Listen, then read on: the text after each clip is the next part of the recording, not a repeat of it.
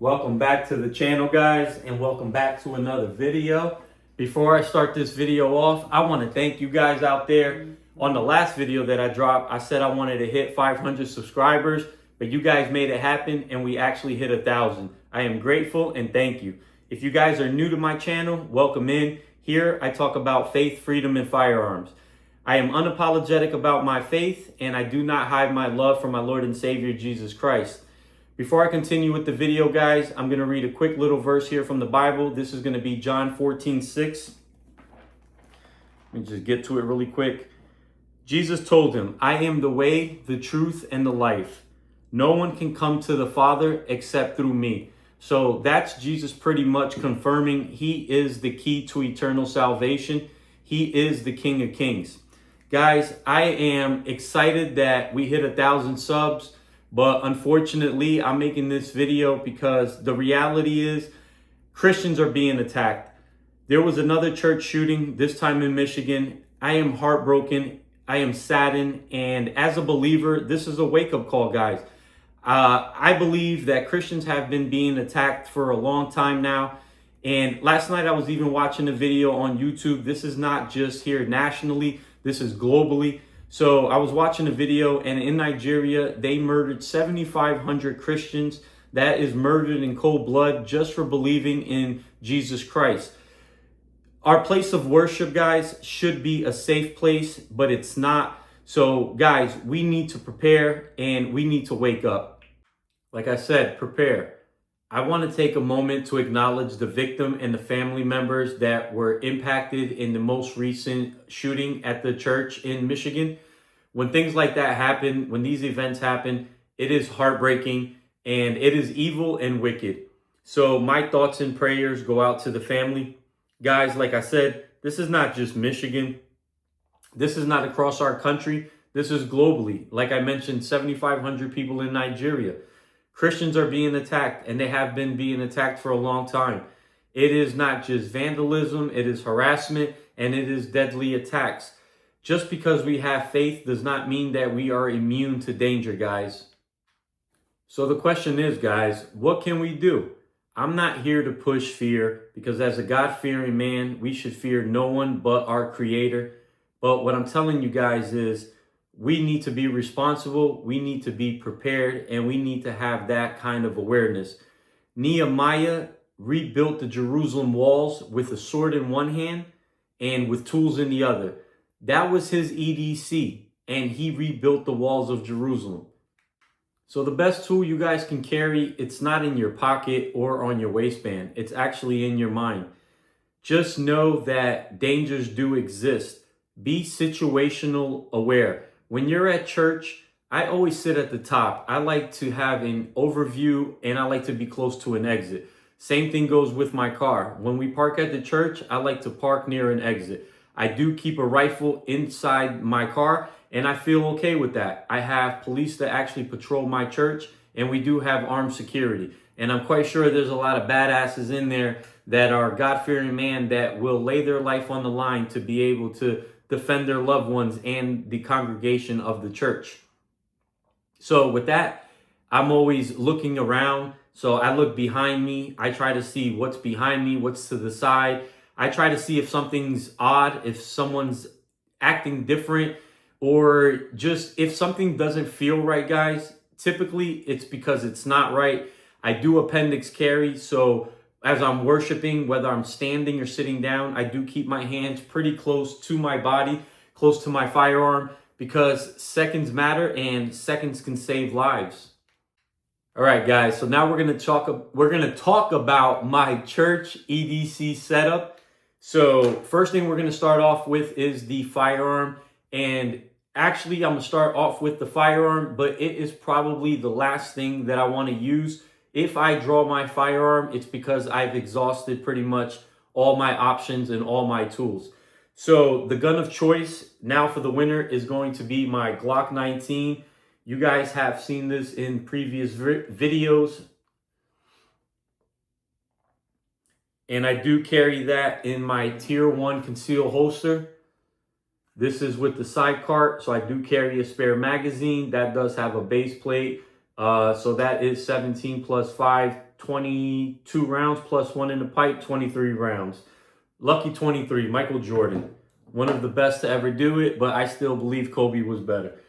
If I'm not carrying my Glock 19, guys, I do carry my Zev Hypercomp. This is a Glock 19 clone by Zev. It is ported. So this fits my Glock 19 holsters. So either or, both really nice guns.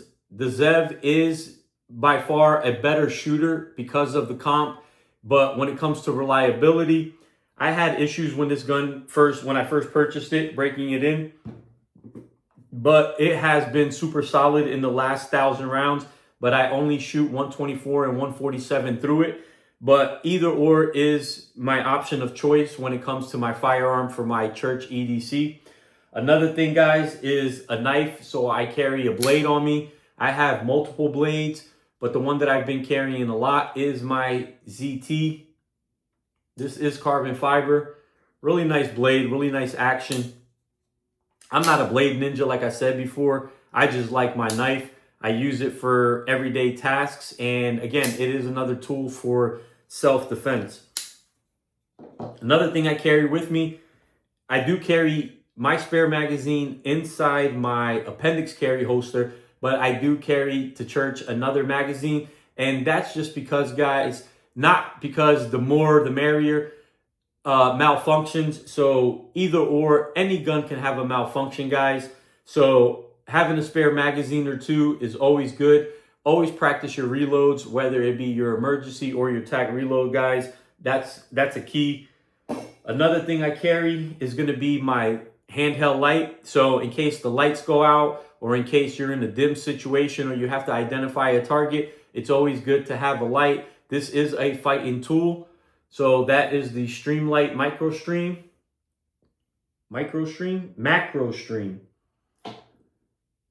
I carry pepper spray. So some guys carry OC spray. I carry some pepper spray. I keep this in my pocket.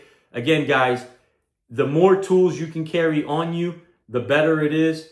You have different options for different situations. The last thing you want to do is pull out your firearm. Like I said again, every day I pray I never have to use my firearm in that self-defense situation, but we do prepare like we're getting ready for it. So at the end of the day, guys, stay prepared, right? Get that training, and that's how you get better. The more range time and the more shots down range, guys, the better it is for you. Muscle memory is key. High stress situations is something that no one expects, but it is something that you can actually train for.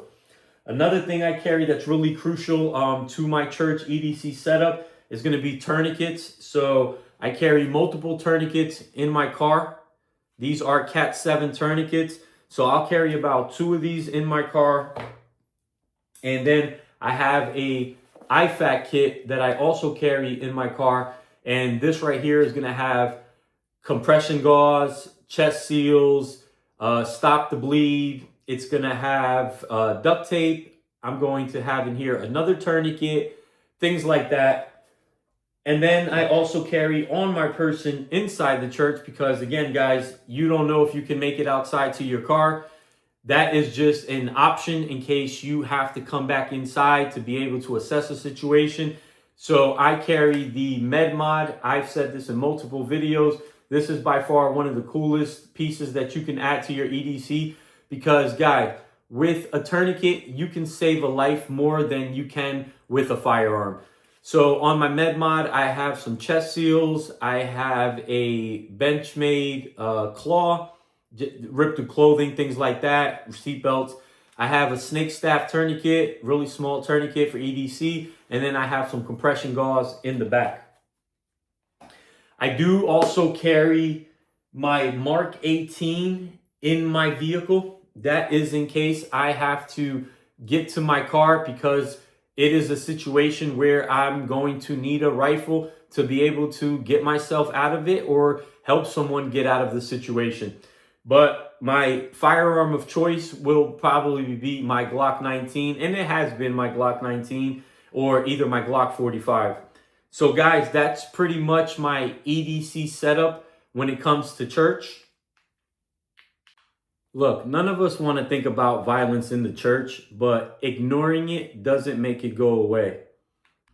I share this not to spread fear, like I said before, but more to encourage you guys to be prepared, to be able to protect yourself, your family, and your churches. At the end of the day, faith gives us peace, but preparedness gives us confidence. All right, guys, so if you found this video helpful, make sure you leave a comment down below. Let me know what your EDC setup is for church. Let me know what you guys do to be situationally aware. Let's learn from each other. Let's grow together on this channel. Don't forget to subscribe to the channel. Don't forget to like and hit that notification button so you guys can stay in touch with videos like this. I really appreciate you guys so much. Until the next video, stay safe, stay aware, and God bless. Jesus is King of Kings. Till next time, guys.